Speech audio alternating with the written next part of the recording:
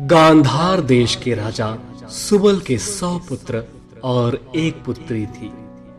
सबसे छोटे पुत्र का नाम शकुनी और पुत्री का नाम गांधारी था। शकुनी की पत्नी का नाम आरशी था।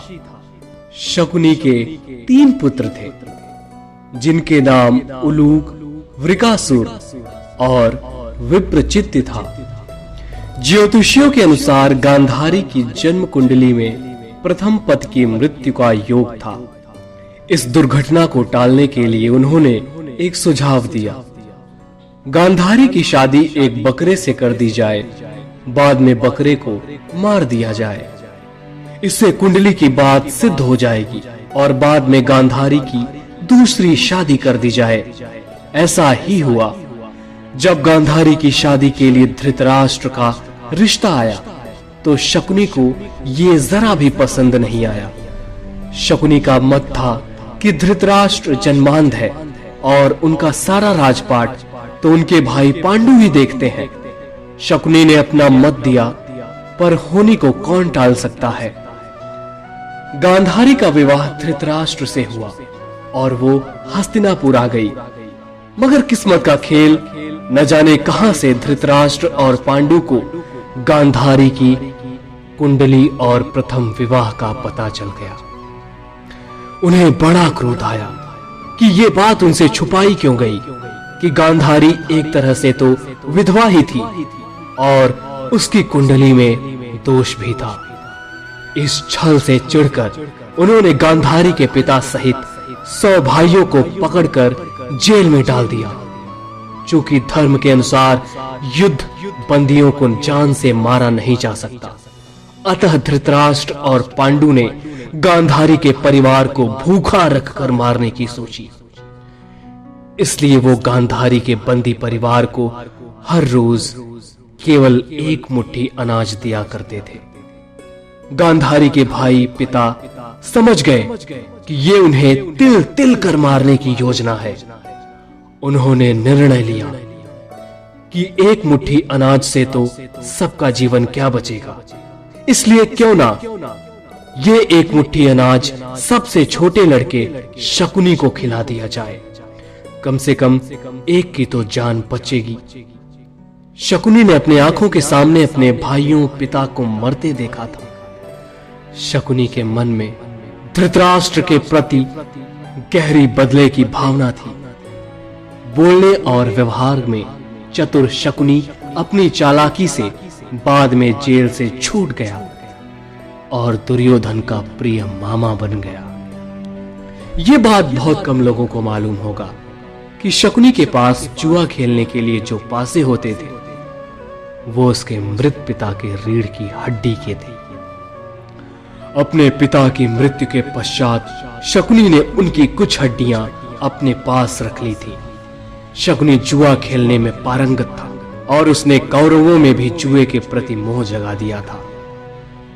शकुनी के चाल के पीछे सिर्फ पांडवों का ही नहीं बल्कि कौरवों का भी भयंकर विनाश छिपा था, क्योंकि शकुनी ने कौरवों के कुल के नाश की सौगंध खाई थी और उसके लिए उसने दुर्योधन को अपना मोहरा बना लिया था। शकुनी हर समय बस मौकों की तलाश में रहता था, जिसके चलते कौरव और पांडवों में भयंकर युद्ध छिड़े और कौरव मारे जाएं।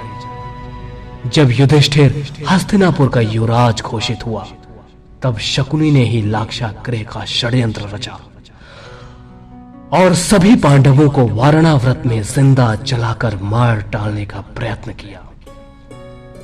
शकुनी किसी भी तरह दुर्योधन को हस्तिनापुर का राजा बनते देखना चाहता था, ताकि उसका दुर्योधन पर मानसिक आधिपत्य रहे और वो इस मूर्ख दुर्योधन की सहायता से भीष्म और कुरुकुल का विनाश कर सके।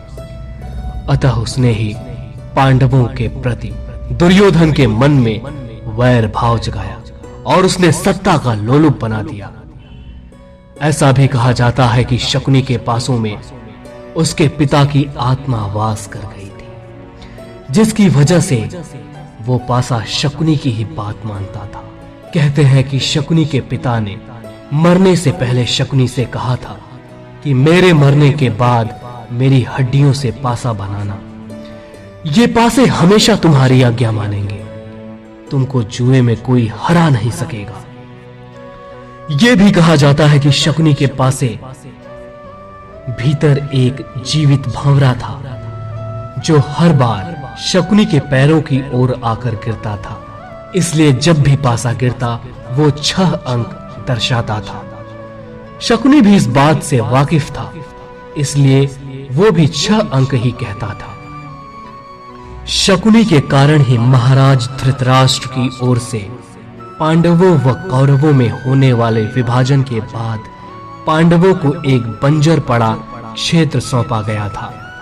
लेकिन पांडवों ने अपनी मेहनत से उसे इंद्रप्रस्थ में बदल दिया।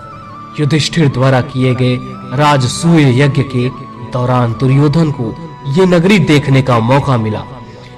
महल में प्रवेश करने के बाद एक विशाल कक्ष में पानी की उस भूमि को दुर्योधन ने गलती से असल भूमि समझकर उस पर पैर रख दिया। वो उस पानी में गिर गया। ये देखकर पांडवों की पत्नी द्रौपदी उन पर हंस पड़ी और कहा कि एक अंधे का पुत्र अंधा ही होता है। ये सुन दुर्योधन बेहद क्रोधित हुआ।